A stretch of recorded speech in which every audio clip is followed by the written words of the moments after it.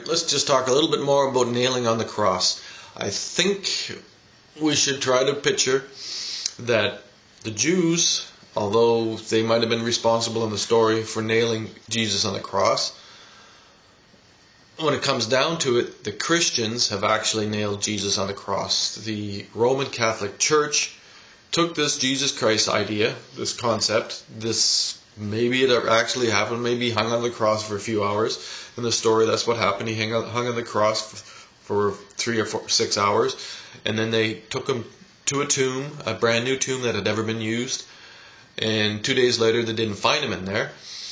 And if he raised up, my guess is he never really got laid down there longer than a couple of minutes, or he might not even been taken to the tomb. More than likely he was rushed off to somebody's home, and his hands and feet were taken care of because they were bleeding because he had nails driven through them. So my guess is he spent a couple of days in somebody's private hospital. And Christians since then, of course, have taken the story and put this Jesus Christ figure on a cross, which is an astrological phenomenon. You can see it in the sky on December 22nd. I think it's all lined up with the 3 kings, which are 3 stars lined up in the south sky. And then Sirius is in line with this cross, and the sun that comes up. The whole thing has nothing much to do with Jesus. But anyhow, he was nailed to the cross by the Roman Catholic Church, and he's still there now, and it's retarded, and we got to get it down. And the Jews probably didn't have much to do with nailing Jesus on the cross. Maybe they did in the story, but the Jews have more to do with nailing Egypt to the cross.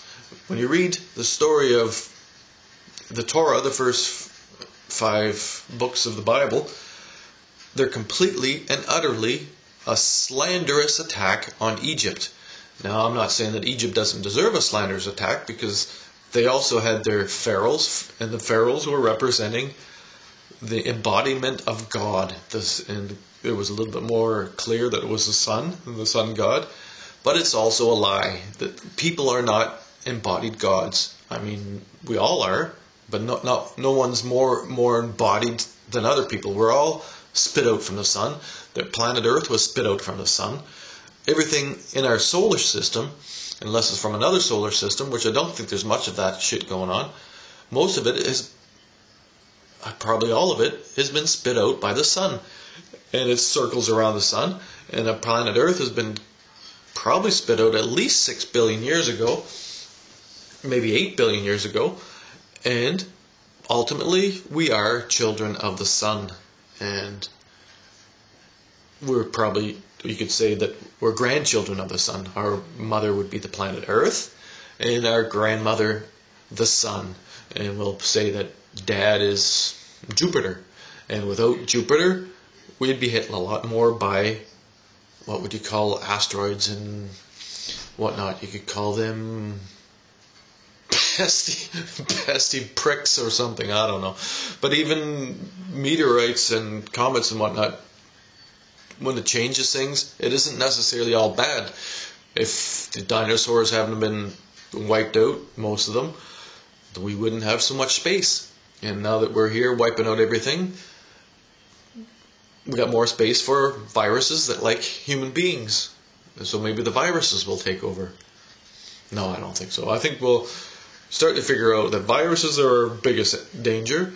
Maybe meteorites and comets and asteroids are something to think about. But I think our first concern is stupidity, ignorance, and chocolate.